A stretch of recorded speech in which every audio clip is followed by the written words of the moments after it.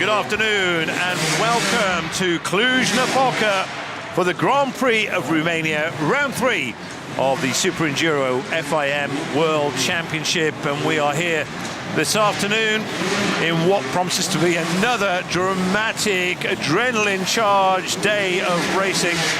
And alongside me, yet again, is Paul Bolton, fresh from a podium position himself a week ago, since we were last with you in Germany, but already fans starting to come in, and tonight this arena will be packed. Looking forward to what is going to be just as dramatic as we saw in Poland, just as fantastic as we saw in Germany, and we've still got more to come. Poland in a fortnight's time, Hungary the week after that, then the UK and France in the beginning of March. But right now the focus is very much on here, the Grand Prix of Romania, the second year SuperEnduro has been here, and again it's looking to be, yet as I keep saying, another thrill-packed day of entertainment. We'll be hearing from some of the riders that are taking part. Okay, so let's find out some of the thoughts of the riders. Marcelina is talking with, I think it's first of all, Cooper Abbott. And I'm joined by Cooper Abbott from Sherco team. Cooper, first of all, I need to ask you about the recent weeks, because obviously it hasn't been an easy time for you. Hope you're doing fine, and I believe that racing is the best remedy. Yes, obviously, it's been a rough go. My mom passed away last week, so we're here, we're ready to race, and that's all we can do. So it's obviously good for the mind to get away from things, and this one's for her, so we'll go do our best. Definitely. Well, what do you think about the track? You're the first one testing the track here in Cluj-Napoca, so what's your impression? Yeah, it was great to test the track yesterday. It's really good. It seems like they made a lot of progress from last year. Dirt's really hard pack, which is more like home to me, so I like that. And I made more progress with the bike, so I think the track's going to make for really good racing, and we'll see how it goes tonight. And we are looking forward to it. Well, we are ahead of the third round of SuperEnduro this year, but after the first 2 rounds, what do you feel about yourself? How do you rate your performances so far? What are the things you are most satisfied with, and if there is anything that can be improved, what is it? A lot can be improved. I would say I'm pretty unsatisfied with my results so far. I can ride a lot better and can make a lot more progress. I've made a lot of progress with the bike, which has been a big part of that, and I have the new model here in Europe and I don't in the US, so that's been quite difficult to do and switch back and forth on, and I don't have as much seat time at home as I'd like, so hopefully that'll change soon, and I feel better and just got to keep getting more seat time, and I think we can get back more to my US form, and I can hopefully battle for podiums again. Yes, because we need to talk about one thing. Cooper is organizing everything on his own. It's a quite of a challenge, because we know that Sherco Poland helps you with the bike here. But what thing you could bring with yourself all the way from the States to Europe? How it all looks like in terms of organization, logistic? It's a quite of a challenge, right? Yes, it's a lot. Thank you to Sherco Poland. They were huge and stepped up, and the owner lent me his bike for the season, so he's driving their van with the bike to each race, and then everything else is on me. I'd pay for everything to get to the races. They don't pay for anything, and travel, all of it. So thankfully for my wife, her and I made the decision to come and be able to pay all this ourselves. So obviously most people it's like that, but being a factory rider in the US, it's definitely different, and it's a cool experience. It's a lot of pressure, more so on myself, and but it's a cool experience, and hopefully next year it'll be a little bit different. It's really impressive. That's the heart of the champion. Thank you so much, and good luck tonight. Thank you, I appreciate it. Back to you guys. Thank you, Marcelina and Paul. We've not spoken to you yet, but as the first of the Prestige riders go out, this is the Class A. We'll have a B class as well. This is time practice to determine the top 7 riders for Super Pole later on. But just seeing Cooper Abbott there, just it's what Cooper didn't mention then in his interview was he had some really terrible news this week as well. Terrible news. We had some terrible news. Unfortunately, his mother passed away just on Tuesday of this week. So for Cooper to come here and compete this weekend after what just happened with his mum. It shows, I mean, it's not only a tribute to him, but a tribute to her. Absolutely. You know, his mum's been battling it for a long time. The family are so strong, such a tight family, as, you know, most families are in this motorsport industry. And, yeah, I mean, only, you know, commiserations for him. But like he said there, he's here. He's going to give it his all anyway. It's for his mum. And, yeah, I've got hers on my blooming cheeks, standing on end right now. So, yeah, and it's good to see the guys getting it out, and they're all on track as we speak from the first Prestige qualifying session. Yeah, so we've also got supposedly Gunkowski. He's supposedly out. In fact, there he is. He's just posted the time to go on the board. So Bolt was doing a 31-second lap earlier today, so we might just see an improvement on 32.1. Cooper Abbott is out there on track at the moment. And you've got to remember as well, a lot of the guys now, even though they're European, are based in Spain, etc. But Cooper has to fly here from the States. Phoenix. He went from Phoenix to Denver to Munich. Yeah, it's a mission to get here. It's a mission. It's you know, we had other riders doing it in the past, and you know, so it's not unfamiliar for them to do it. But yeah, dealing with the circumstances, getting it done. He's here having a good time. He's going to get what he can done tonight. He's going to be in the next group. So no, he's in this one. Sorry, he's in this one. Yeah, these guys are just on the first one. Remember, this one needs to be like to get into the Super Pole. These guys are going to throw a time down. Billy's just clicked into that 31 right there. So yeah, I think that's nearly exactly the same as his free practice just before this. That's right. And he's getting it from certain sections of the track. He's just managing to carry the speed in these super tight corners, but then get it stood up on the top part of the tyre to sort of get it launched across, because you've got to hit these obstacles as square as possible to, you know, to get the jumps. So a little small rock garden this time, but Diogo Vieira just coming a cropper there momentarily. Yeah, they're trying to jump into that middle tyre, and that's the key. So as that middle tyre gets more and more dug out, the back wheel's going to spin as it wants to come out of the tyre. But yeah, the key parts of the track are that bit there, Dave. The furthest left-hand log with the elevated log, we'll get to see that in a bit. But yeah, there's quite a few little snicks to the track, and yeah, it's going to produce a good racetrack because it's not as fast, which means they can probably get some inside lines, some more. We're going to probably see some block passes to make moves, which we like a lot. So Cooper Abbott just leading Tim Apollo, and I think it was Eddie Karlsson who's just behind him as well. Just Billy Bolt just out of vision at the moment, just about to go over the finish line. Yeah, Dave, I've just seen him execute the second log double through the middle part of the track next to the pyramids. And if he gets that on a fast lap, then Diego's gone down in the rocks again, actually. And Billy's had to just abort the fast lap, so... Yeah, what we'll do, folks, as well, stay with us, because obviously we're talking a lot about the track right now.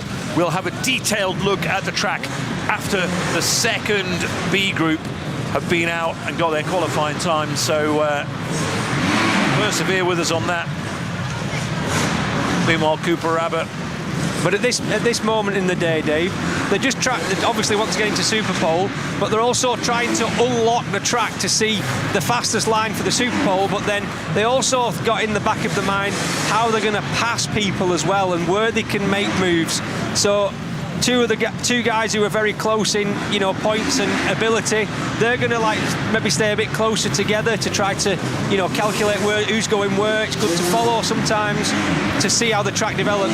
Eddie Karlsson, second quickest now, 32.3. You mentioned speed there, Paul. How crucial is speed in a race here? What's Billy just done? Billy's literally just gone over the finish line double, and Billy's just literally gone over the finish line double and just put his hand on his chest because he knew it was a good one. He's just done a 30. Wow. That's how into it they know that it was a good one. He knew it was the good one. He even celebrated it before he saw the time. Here's Cooper coming down on his front wheel. Yeah, It's tricky, isn't it? This section is going to cause some problems.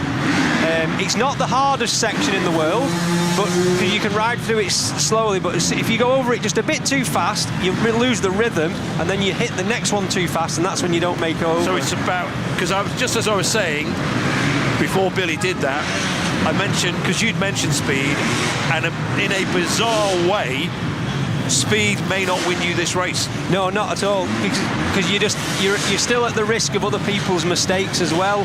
So yeah, there's so many factors that go into Super Enduro, but that man right there, Billy, he's proved it this season so far. Apart from one race in Poland, he knows how to get through traffic. Yeah, and that's what we talked about in Germany.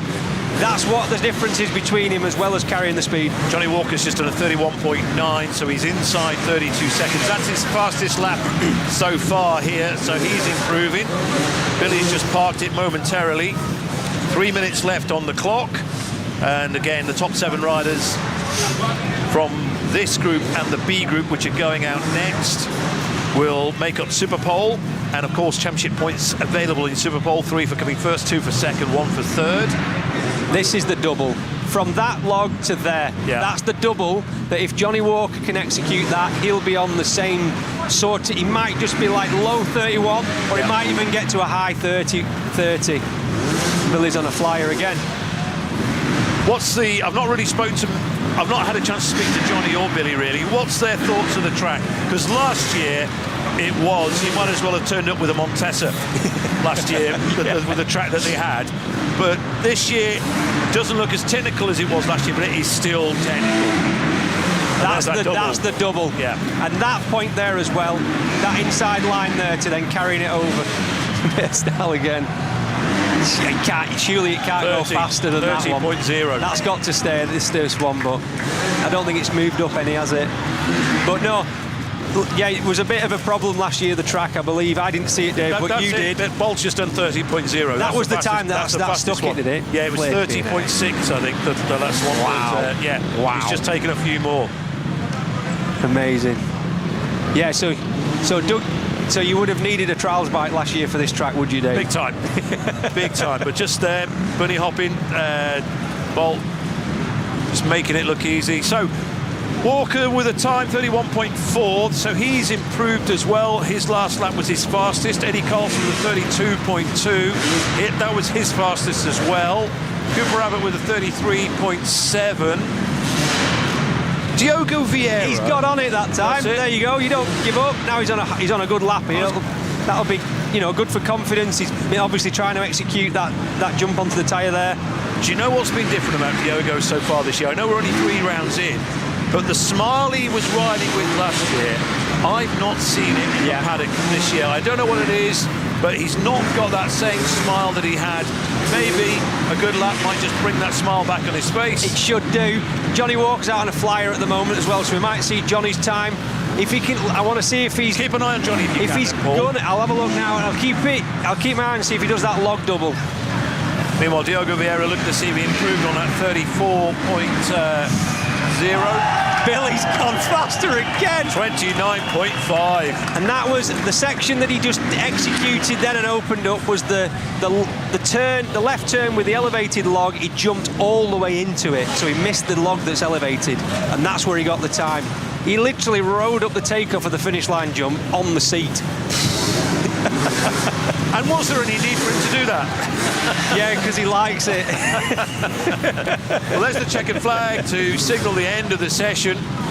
Eddie Karlsson, the last rider to cross the line, so his 32.2, you would imagine, should be enough to get him into Super Pole. Cooper Abbott might be on a bit of a sticky wicket with 33.7. We've got some very good riders going out in B, of course.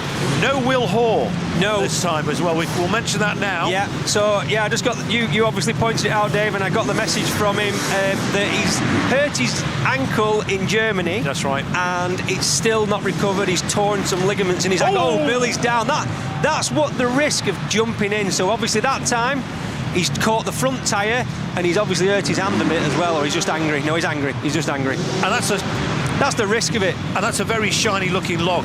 It is, Dave, and I'm glad you said that, because it looks horrendous and slippery. Oh. It will even if it was sandpaper on it, it wouldn't have gripped at that point because he didn't get his front wheel over.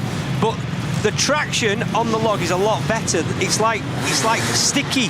The mud's so sticky, and it's actually not as shiny or as bad and slippy as it looks. Bolt back over, and if ever, sometimes it's nice just to have a little bit of a slap across the backside after doing something special like the only sub 30-second lap so far. But Billy Bolt 29.5, Walker 31.4, Karlsson 32.2. I'd say Cooper Abbott 33.7 should be enough. We've got the next group going out, which includes those pesky Brightmoor boys. And Dominic Oljavi as well. So, yeah. And we've got a new rider on the start who's come from more of an enduro motocross background. Do you know anything about him? No, I don't actually. No. So we'll see how he gets on tonight. Yeah, so if again, SuperEnduro is not just dramatic on track, it's dramatic off track. We had the news this week that Mr. SuperEnduro, 6-time world champion Tadej Blazusiak, after being disqualified at the last round in Germany, will not be here this weekend. So you'd have to say the question marks over Cooper Abbott whether he'll make Superpole 33.7. Vieira, you'd be surprised if that 34 would get him onto the top 7. But Tim Apollo 35.3, and Gutkovsky won't make it with a 44.7. But again, look at that. I mean, it's close again. No, but I'm looking at the manufacturers. Yeah, amazing. 7 different manufacturers, and and no there's still K, some others no in this T, section. and no M. No, exactly.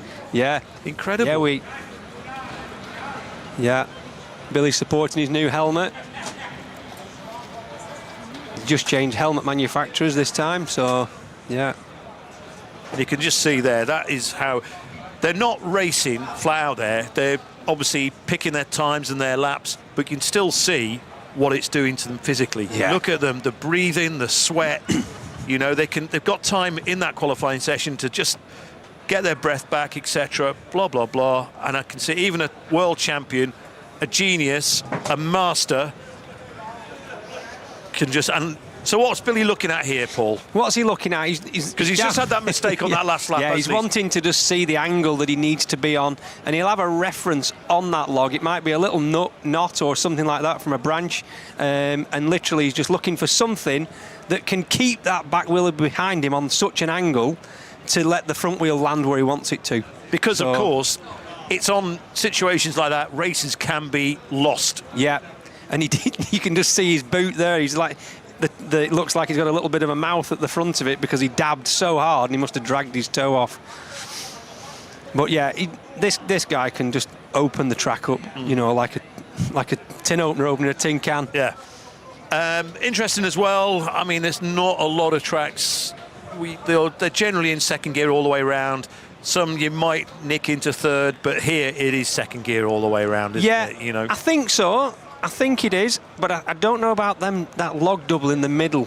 What they might, because they'll be carrying second for sure down the log pyramids. And if there was a place for third here, it would be that second log double. Right. And if I was a rider, I'd be clicking as I come down from that third log pyramid, and that corner, the log on the angle, because you wouldn't want to be nicking third over the first double. So you'd want to be doing that whole section in third. Wow. But it is tight, it is twisty, and a racing line. Yeah, you know? exactly. The guys were saying that there's an obstacle nearly in every single corner, which they've not got anywhere to, like, let it run, have a quick breather for a split second. It's like literally on top of them everywhere. Yeah, what I do like about this, I mean, one, there will be some looking at it and thinking, it's, you know, like it's a trials, it's leaning towards trials, but it's Romanian for a start. It screams Romanian. Yeah. And also it shows diversity within the championship throughout the series. Yeah, I don't think you want a championship where every track's the same. No, exactly, and that's the best thing about this sport, you know, because in America it's very a lot of the measurements are very similar. You know, not the tracks aren't the same for sure. There's massive variation. Exactly. But this one, nothing's measured, and it's all it's measured, but it's guessed to make it awkward for the riders and test the best in the world. Do you think we might see some adjustments being made to the circuit after this? You just seen Dominic get kicked up the backside then. But yeah, I think there'll be, with the track, you mean, Dave, adjustments. Yeah. Maybe I'd like to see an inside line coming out of the elevated log in corner where we saw Billy crash just before. I'd like a log under there just so they could go outside to inside out, and then we might see two people coming together over that finish line jump, and it's a do or die down towards the start gate area. Yeah, these things happen. That will happen later on after all the sessions have been completed before we go racing tonight. So there is still time for those adjustments to be made. Because we want passing. Yeah. We want passing. That's what this sport is all about. We don't just want it to be down to mistakes. Dominic's on a flyer here. We don't want it just to be down to mistakes. We want it to be about riders going head-to-head and having a bash at each other. Hopefully we'll follow Dominic then for this lap. Yep. So you can talk it around here, Paul. This could be where it could have just been clicking third there, or they might gear it for second everywhere. He's not done that double, but he's jumped into that nicely. Does that double, the way you approach that double, set you up for that one where we saw Billy come down? Yes. Yes, it does. Yeah.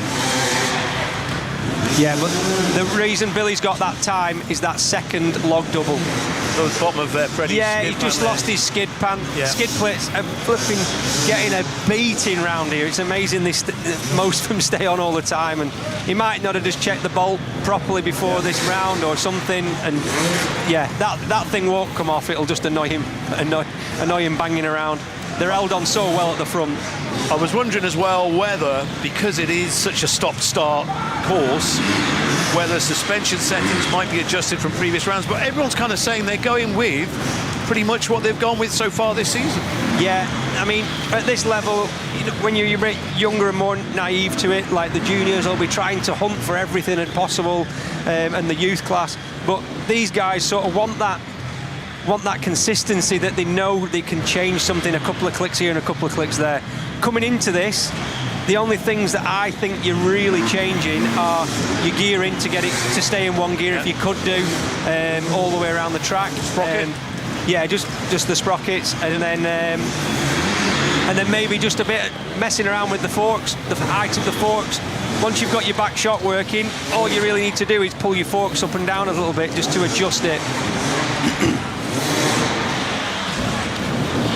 So Sharvey and Mitch Brightmore have made the top 7 so far. Toby Martin with a 34.1, if he can improve on that. So Toby got a 33, I think, in practice, which could stick him in there. Ashton's a 32.8, so that's a good one. Yeah, so they are those 3 plus the top 4 so far in the first group this afternoon. Mitch has just finished a fast one. I don't know if that's gone. Oh, Mitch, is that Mitch doing a 31, or was that already 31.8, that was his fastest. That's his fastest. Mitch just gone. His last lap's his fastest so far. 31.8. Oh, Dominic just messed up the finish of a good lap, which looked like, so he's just lining up there. But he's still got 6 minutes, plenty of time left in this session. Toby Martin out for a fast one. He could have set off a bit harder there as well, I think. Yeah. Could Toby. Even that, just that setting off harder from where they were lining up to start the beam, which is under the finish line. They're going to go beam to beam at the finish line. I would have accelerated even harder up the landing, up the takeoff, and then accelerated down the landing. There's still plenty of time for that first angled log.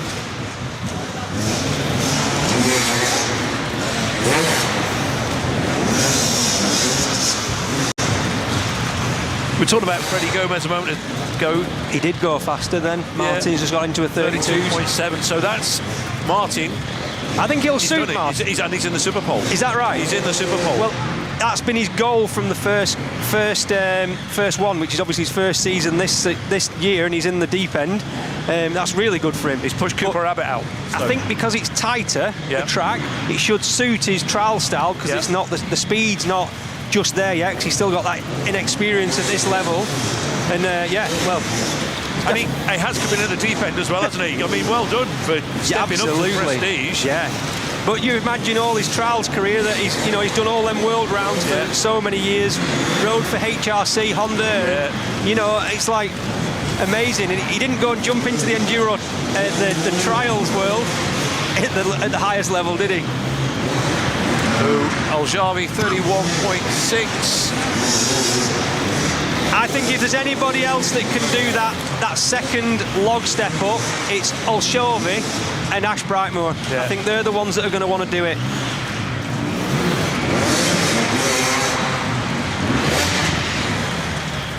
And Sala, that's the new guy on the start. That's right, 44.1 for him so far.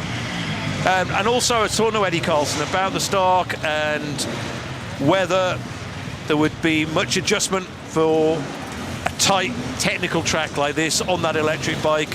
And he said really the only thing that he has to watch are the bars coming back at him. Okay. Yeah, so that's the only issue that they've had really, Right. the bars coming back. And he's not ready for it. And he's got to wrestle it a lot more Right. the electric bike around here. Interesting. So, I've still yeah. I've still never rode one as yet, so. But he's got so much bike control as Eddie Karlsson. He's fantastic. And he Amazing showed to that watch. at Husqvarna last year as well, you know. And his transition from Husqvarna to Stark has been superb. And Yeah. it shows that it's not just the bike, it is the rider as well. Yeah, it is. And he just wants to do it. He's been looking for this opportunity for a long time. So Olshowy, the Brightmoors, both in the 31s. Ash is just on another flying lap now. Yeah. And Mitch has just head out again. Oh, Dominic could get into trouble for that turning off there. He just turned back round for some reason. Here's Freddie, didn't get matched up. Freddie Gomez with a 33.6. Dominic's just gone to his mechanic to ask a little bit of something. Maybe he's just changing something with the back shock. Freddie was actually, there was a 33.7 from Freddie, so he's a tenth of a second slower still. And Freddie with Beta this season, of course. He went well on the Ryu in the previous campaign. Yeah, he's liking it. He says it's a big difference. That carb gets different, produces obviously different kind of power, and he said he's got a bit too much grip at the moment. So okay. yeah, and he's just trying to recalibrate his wrist and his head to try to control that. And he said he's got some nice improvements on the bike, and he's developing with it. We haven't mentioned Mr. Edmondson as well on the Triumph. Yeah. I mean, his background isn't trials, it's more Enduro GP, cross-country stuff, and he's just learning. He's obviously learning that bike as well with his dad and with Johnny, and he's on a fast one at the moment. Yeah. Such a nice, chill lad as well.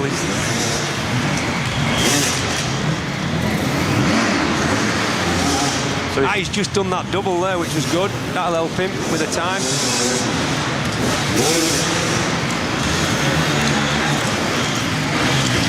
So that was 35.1 was his best time. Yep, that's it, 35.1. So he still needs to find a couple of seconds. And we're back with Mr. Gomez again. 33.2, Gomez takes 4/10 off, but he still can't break that 33-second barrier. He's trying to carry that speed into this next lap as well if he can, Freddie Gomez, the Spanish rider. So we're going to have two Raijus in the Super Pole, and two Brightmoors.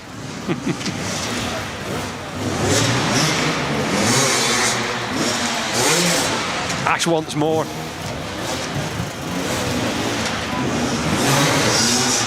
Freddie's just held it up for a second, but I'm not sure whether Freddie may have just... I haven't got the Group A times to hand. Whether Freddie Gomez, that 33.2, might just get him 7th. The last place on Super Bowl. We'll have to wait for confirmation for that. Who's that going to be tight with? Cooper? Cooper's not made it. Cooper's not made it, so it's going to be... So we had Karlsson and Walker. Yeah. So 31.6 for Ash Brightmoor. That's the checkered flag comes out. Freddie Gomez goes across the line now. 33.2 was his fastest. I'll wait for confirmation. But Toby Martin as long as I've got it correct. I think you're right, yeah. He has 32.4 is enough to get him into Superpole.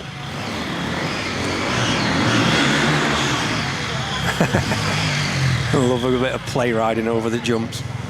Everybody was a bit worried about that jump, and yeah, they've obviously pulled it out of the youth class, haven't they?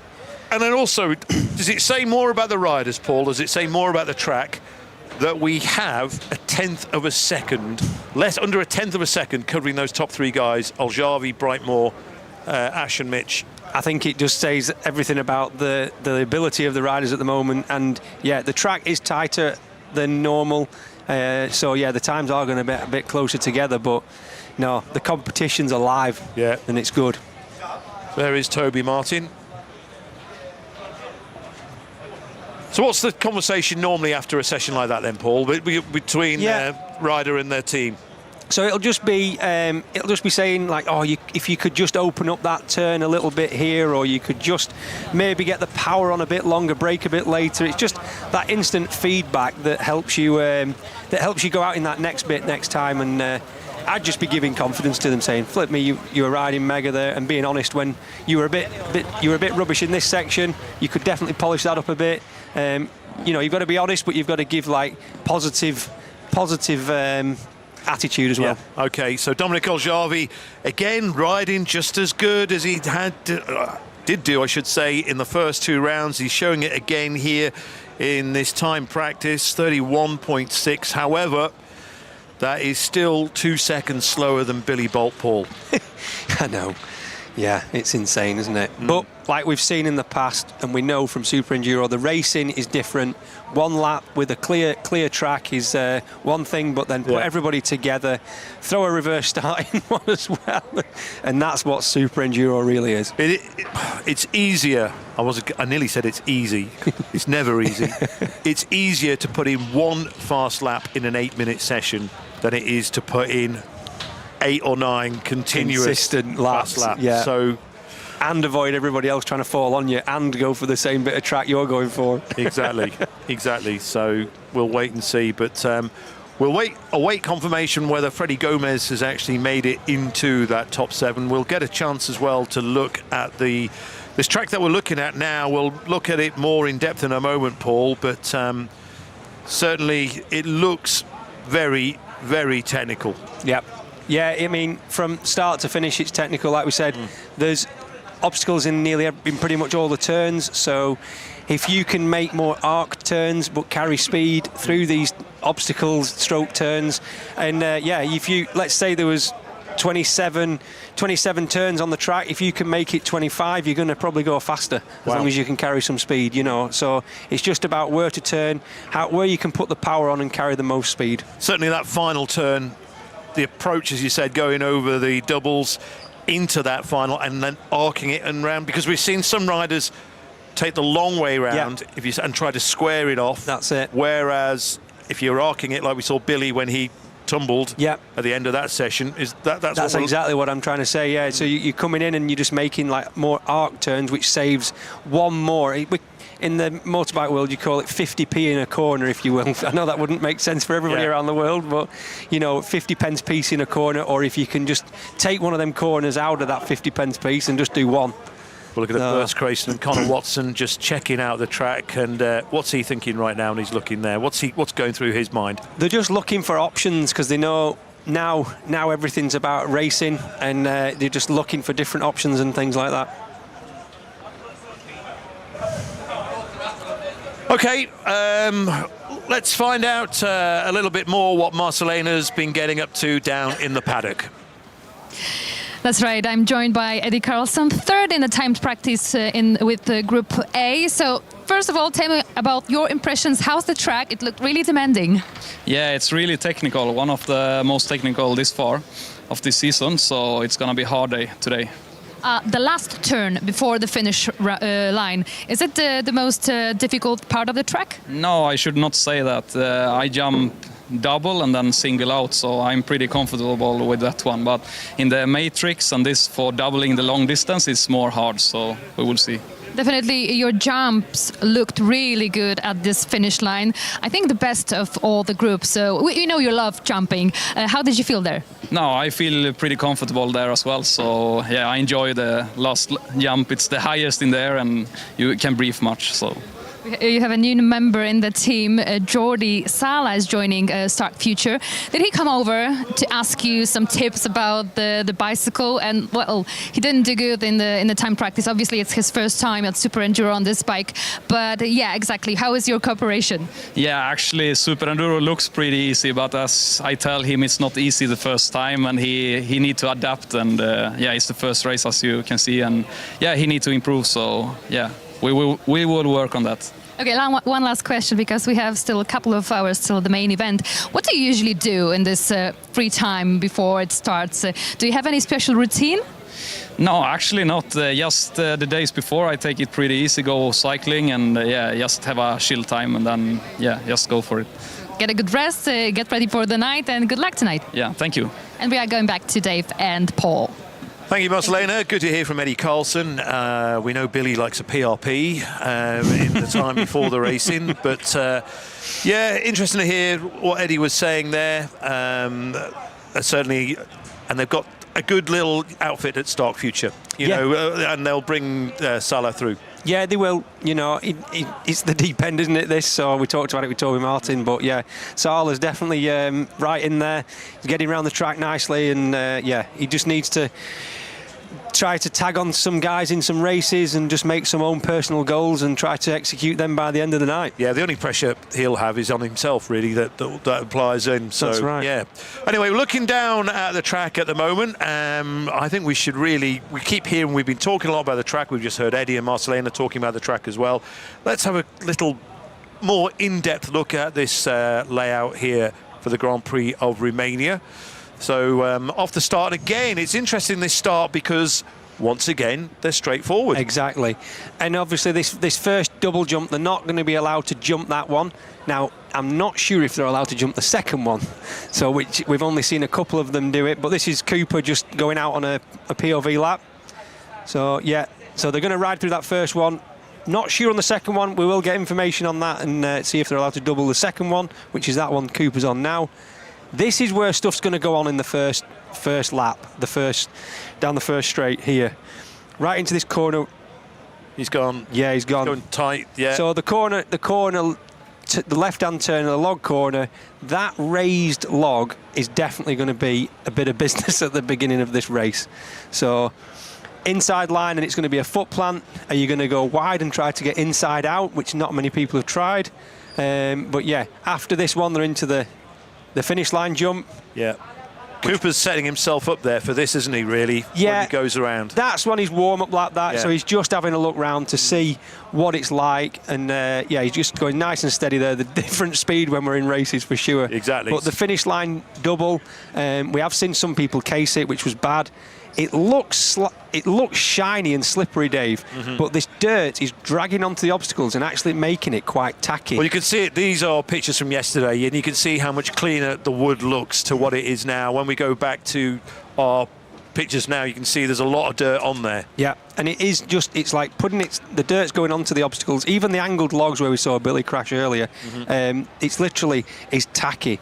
We're down across the front of the start-finish area. Yeah, across the start gate. Into this very small rock garden with tyres in the middle. Yeah, really important to jump to that middle tyre. You can see Cooper just rolling through it. Why is that, though, Paul? Why the middle? Because you want to carry speed. The middle tyre or the left tyre, I've seen them also just doing that in that last practice then. And it's just to carry speed, Dave. Like the least obstacles that you hit with that front wheel, the faster you go. But yeah, at that risk of jumping in, I think that dirt in the middle of the tyres is going to get scooped out. Yeah. The back wheel is going to go in the middle, and it's going to be harder, which is going to load the front up as you want it to be lighten in the front as you're coming across the second rocks. But it's going to be loading it up, and then that could cause some skittery moments for the front wheels. And then into the matrix, a double, triple? Yeah, double, triple. It's pretty simple, but the triple is big. So you need to get that right, and it's just all about the entry speed, going into that first double to then execute the triple. and then out of the matrix into the tyres. Straightforward enough. It is, but this is a good passing place. So obviously the tyres are bigger towards the inside of the turn. So go tighter or so go wider? The middle's the best from all angles, but there isn't all the way around the outside to the lowest. And then I think we will see people try to square up to go inside on the bigger one. Certainly on the first, second lap we might see it. In a defensive way? Yes, 100%. Okay, then into the logs, more airtime. Yeah, everybody was talking about this and thought they were going to ride up and then front wheel down like we can see Cooper doing there on the practice laps he was doing. But then, as we've seen everybody getting faster and this dirt's been getting grippier on the way up the logs, they've literally been riding and landing flat, which has then been bouncing the suspension. As the suspension returning, they're driving up the second set of logs, and then obviously the third one. Which just was begun to this. Are there any sections that make you more exhausted, that takes more effort? This section. That's why, yeah. Because on the way down, Dave, the front forks are going so far down through the stroke, and I think that's why they were adapting to land level back wheel, front wheel in between, because it's literally pounding your shoulders and your biceps. Yeah, it looks that way, and I'm saying it does look quite tiring going through the logs, and then back round, double jump, log corner again, and then finish. That's it. Yeah, so there we go, folks. Billy Bolt is the only rider to have completed this in under 30 seconds. Everyone else just over 30 seconds, so wow. Yeah, and certainly we've not had the, I'm trying to find the right word really, it's not the drama, but controversy was up. We had a lot of controversy, especially here last year. We had a log going across the middle of the, all sorts. So it's certainly nowhere near as technical as it was last year. No. It's got some flow to it. It's definitely a bit more tricky with obstacles in every corner. But I like the track. I think it's going to produce some mega racing. Okay, well, folks. Hopefully you can join Paul, Marcelina and myself and a host of top SuperEnduro stars later on this evening here in Cluj-Napoca for the Grand Prix of Romania, round 3 of the FIM SuperEnduro World Championship. We look forward to having you along for the ride later on today. But for now, from everyone here, it's goodbye. Cooper Abbott here. Welcome to round 3 in Romania for the SuperEnduro World Championship. Let's go.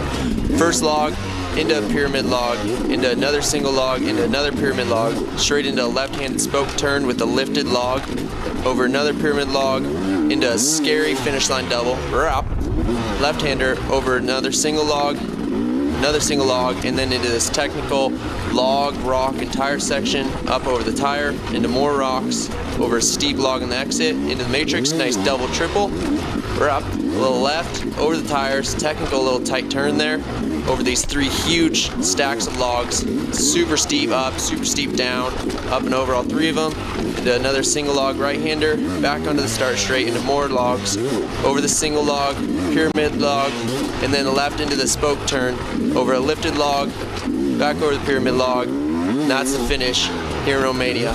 Make sure to go check it out live on superenduro.tv. Thanks for watching.